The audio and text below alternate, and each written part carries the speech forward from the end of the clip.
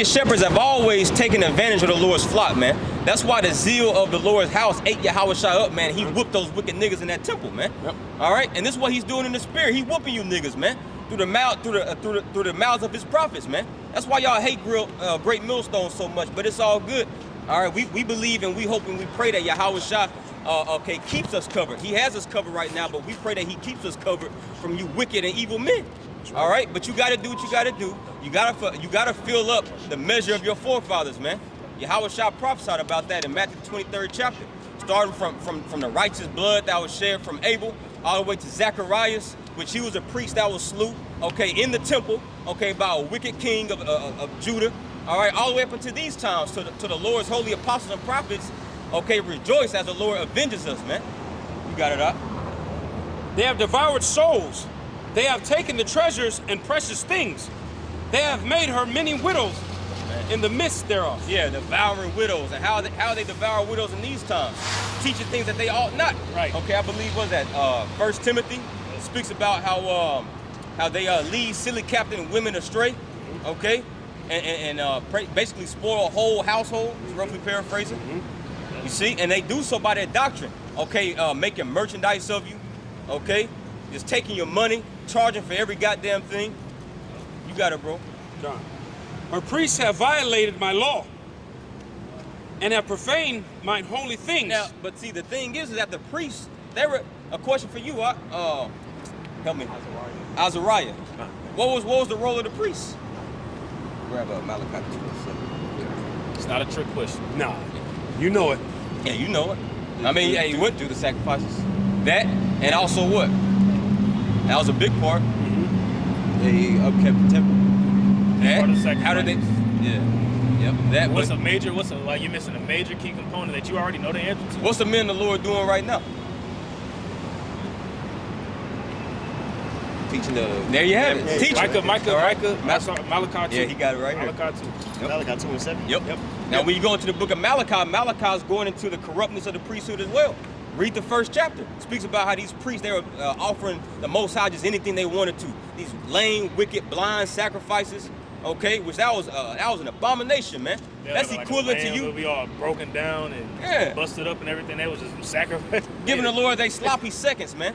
That's just like your woman. You ask your woman for a nice, juicy steak, all right, that's well done, all right, but she over here giving you some fucking bacon. A hungry man's TV You know, she give you a steak. That mug got cut marks all up in it, bite marks all up in it. A hungry man's steak. Got a big ass piece of fat just sitting there. Yeah. It's cold.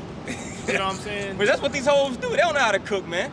But that's how Jake was. That's how these wicked priests were. Bite markers. They didn't care about the house of the Lord. They didn't care about pleasing and sacrificing correctly unto Yahweh Shah. They just did it out of ritualistic sake, man. You see, they got caught up into the habits of things, but their heart wasn't in it. As we worship Yahweh Shah, you got to be intentional, man. Even for us, brothers, when we come out here to the highways and byways, it's easy to just get caught up in the moment. Okay, it's Tuesday, it's Friday, let me go to camp. No, where's your heart at? Where's your intentions at? Right. Okay, is your intention to truly offer up that pleasing aroma to Yahweh Shah to where he will answer us, man, and get us out this fucking cesspool, man. Yeah. Hey, because, man, I just want to add on to your point real quick, man. At times, man, hey, being in the flesh, you do got those thoughts, man. You do got them thoughts where you tired, you know what I'm saying? And you just be like, man, you know, not like, man, fuck, I got to go to camp, not like that, but you just be like, man, fuck, I'm tired. Yeah. You know what I'm saying? But, hey, man, like, shit, I'll be honest, I use myself as an example, man. Today, I'm fucking tired. Yes, bro. You know what I'm saying? Like, all day long today, I was like, yo, like, I'm through. You know what I'm saying? Like, I'm tired.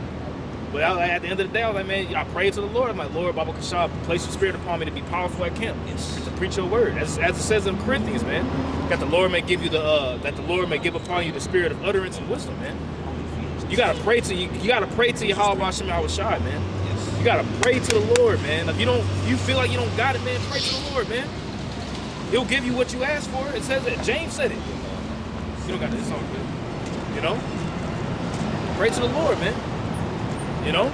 Well, you gotta, like the brother said, man, the Lord's seeing where your heart is at, man. Like, where is your intention at?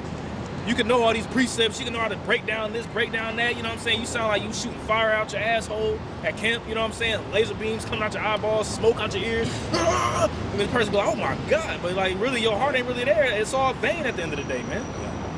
You know? Yep. And that's equivalent to as we were speaking about, giving the context of Malachi, the first chapter, that's equivalent to you giving up a lame, wicked off sacrifice, man. You know? But it's the Lord is looking at that heart, that la'ab, man. Okay, where's my man mind at, man? Okay? Because technically in this flesh, we can't really give the Lord, okay, in this flesh what he wants. No. Okay, we got to give it to him in the spirit. Like Yahweh Shah said in John the 4th chapter, for the hour cometh where the true worshipers of the Most High will worship him in what? In spirit and in truth, man. You see? Because why? Because the spirit is willing, but the flesh is weak every time, man. And just laying back you priest, hey, I had the same, okay, I had the same, weak ass fleshly moment on my way to camp today, man. Bro, tired, had a long ass day. Esau fucking wear you out in your job, man. Just all different types of just thoughts just running across your mind. But that's why the Lord told Ezra what he said in 2nd Ezra 14th chapter.